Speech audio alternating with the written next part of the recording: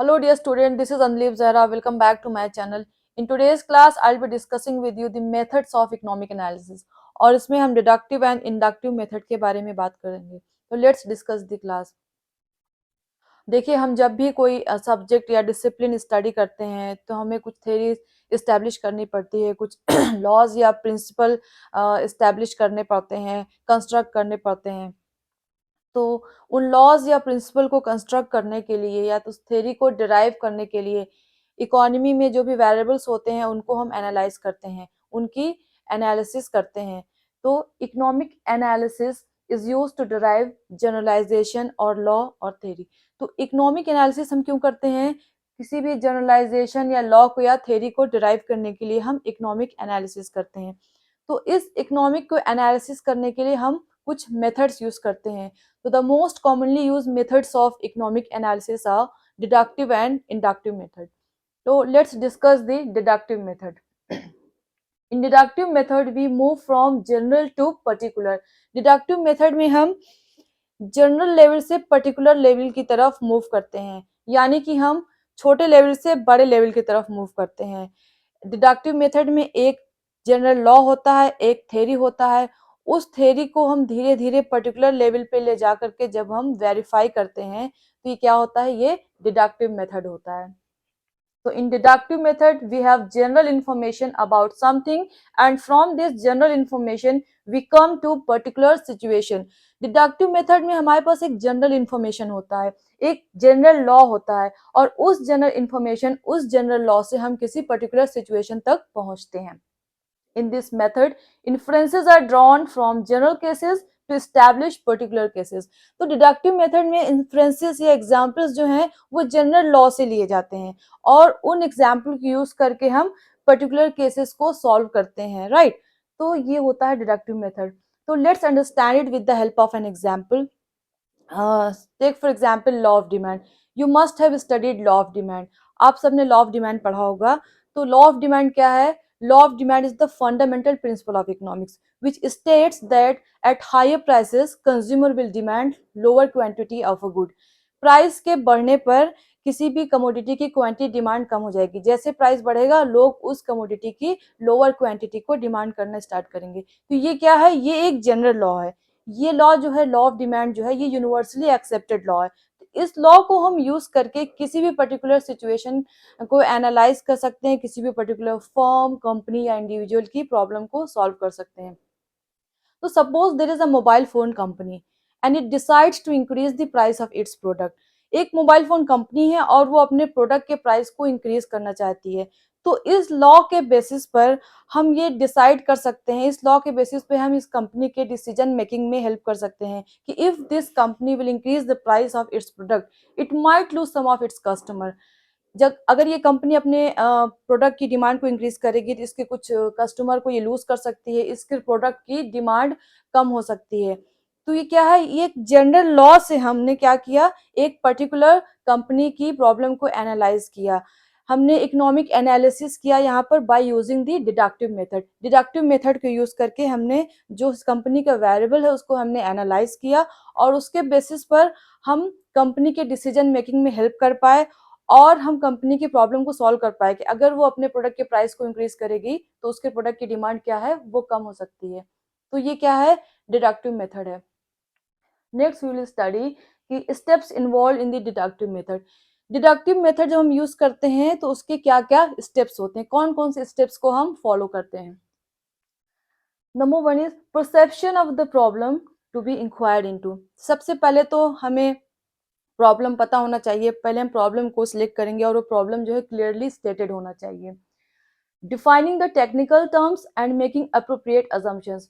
फिर हम उसमें जो टेक्निकल टर्म्स होते हैं उसको हम डिफाइन करेंगे और उसके बाद अप्रोप्रिएट या सही अजम्पशंस फ्रेम करेंगे. ठीक है, जैसे हमने मार्शल की, एल्फ्रेड मार्शल की हमने कार्डिनल यूटिलिटी एनालिसिस पढ़ी. तो उसमें कुछ कॉन्सेप्ट्स हैं, कुछ टर्म्स हैं जैसे कि टोटल यूटिलिटी या मार्जिनल यूटिलिटी. तो पहले उन टर्म्स को डिफाइन किया गया है, उसके बाद ही लॉ या थ्योरी को एक्सप्लेन किया गया है, राइट. तो deducing the hypothesis on the basis of assumptions. और जो हमने फिर अजम्पशंस फ्रेम किए उसके बेसिस पर हम क्या करेंगे? हाइपोथेसिस को फ्रेम करेंगे, right. Next, testing the hypothesis, इसके बाद हम हाइपोथेसिस को टेस्ट करेंगे। तो बिफोर एस्टैब्लिशिंग लॉ और generalization, hypothesis should be verified with real world data by statistical methods.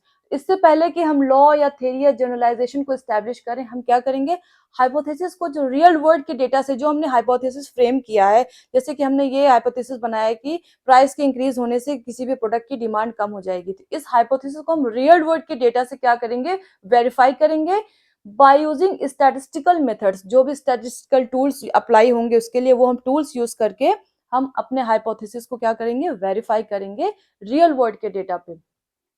In this, if hypothesis gets verified we get general economic principles और law।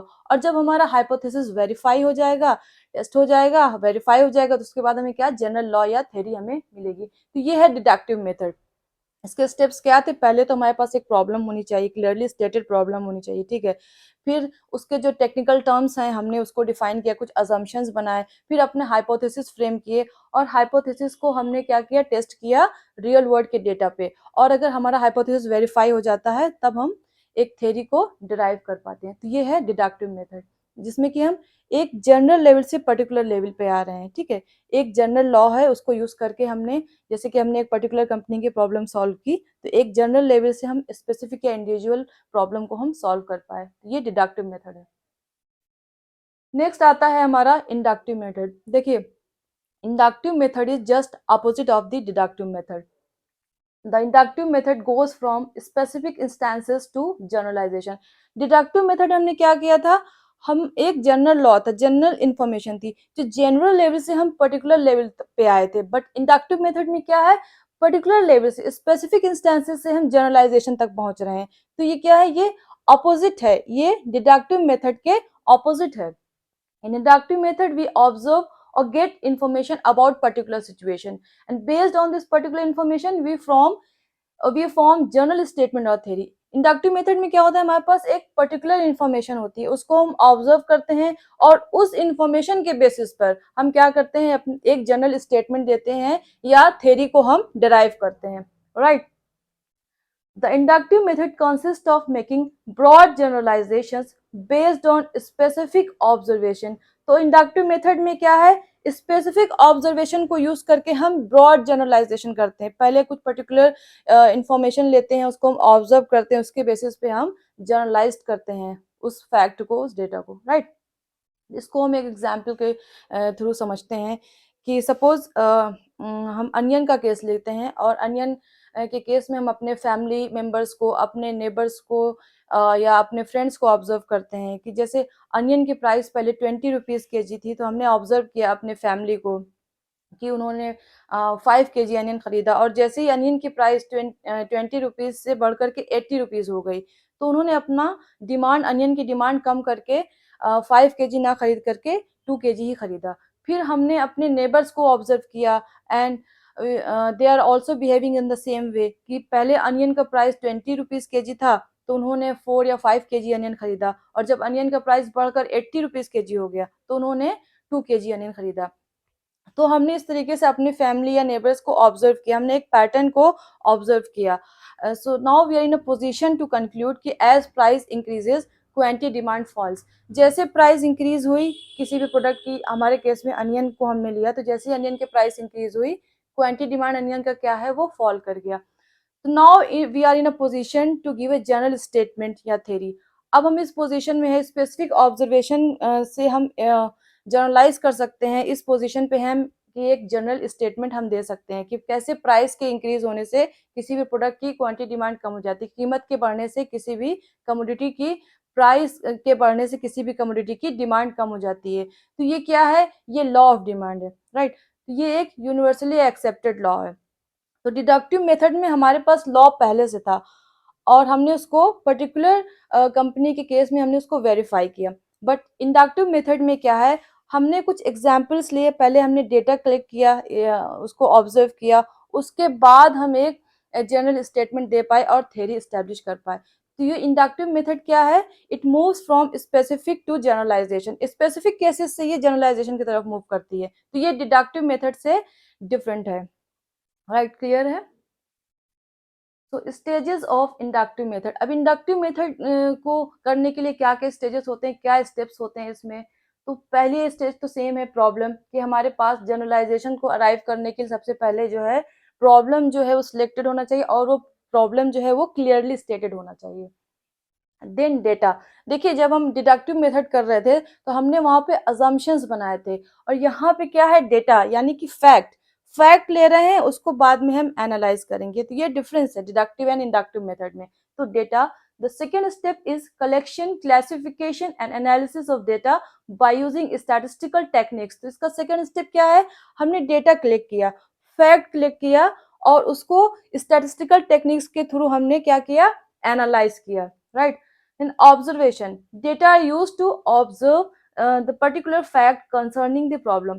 फिर उस डेटा को हमने, जो पर्टिकुलर फैक्ट्स हैं हमारी प्रॉब्लम से रिलेटेड, उसको हमने ऑब्जर्व किया, राइट। Next, hypothesis. तो hypothesis are formulated for predicting the values of parameters considered in the problem. तो हाइपोथेसिस हमने प्रिडिक्ट किया, जो भी हमने पैरामीटर्स अपनी प्रॉब्लम में लिया उसके बेसिस पर हमने हाइपोथेसिस को फॉर्मुलेट किया, right. Then generalization. So in the end, hypothesis is to be verified, and if it is verified against the real world data, then it will generate the generalization from the specific facts. इसके बाद हम क्या करेंगे, अपने hypothesis को real world के data से verify करेंगे, और अगर हमारा हाइपोथेसिस हमारे रियल वर्ल्ड के डेटा से वेरीफाई हो जाता है, तब हम एक जनरल स्टेटमेंट दे पाएंगे और एक जनरल थ्योरी दे पाएंगे। तो it means prediction made by the hypothesis is agreed with the fact, then the generalized result is produced and established as a law or theory. इसका क्या मतलब है कि हाइपोथेसिस के थ्रू हमने जो भी प्रेडिक्शन दिया, जैसे हमने बताया, हमने हाइपोथेसिस फ्रेम किया कि as price increases quantity demand falls, ये हमारा हाइपोथेसिस जो है ये फैक्ट के थ्रू वेरीफाई हो जाएगा। जो हमने डेटा कलेक्ट किया उसके थ्रू जब ये वेरीफाई हो जाएगा तो एक जनरलाइज रिजल्ट हम प्रोड्यूस कर पाएंगे, और उसके बेसिस पर कोई लॉ या थ्योरी हम डेवलप कर पाएंगे। ये है इंडक्टिव मेथड की। इंडक्टिव मेथड कैसे अपोजिट है डिडक्टिव मेथड से, पहले हमने प्रॉब्लम को सिलेक्ट किया कि किस प्रॉब्लम पे हमें इंक्वायरी करनी है, किस प्रॉब्लम को स्टडी करनी है, उसके बाद हमने डेटा या फैक्ट्स कलेक्ट किया, देन हाइपोथेसिस फ्रेम किए, हाइपोथेसिस को रियल वर्ल्ड के डेटा से वेरीफाई किया, अगर वो वेरीफाई हो जाता है तब हम एक जनरल स्टेटमेंट दे पाते हैं, और उसके बेसिस पर हम थ्योरी को डेवलप कर पाते हैं।